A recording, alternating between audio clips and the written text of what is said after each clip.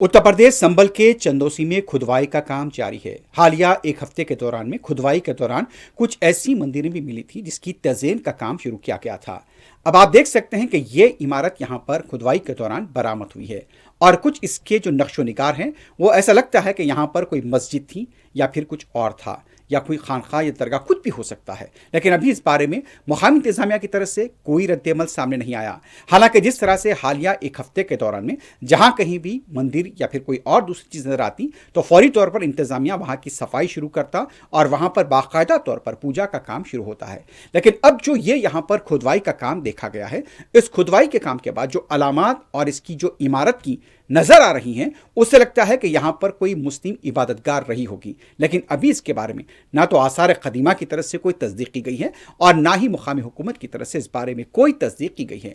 अब देखना है कि ये जो अलामत मिली है यहां पर इमारत को, इसको लेकर क्या दावा किया जाता है।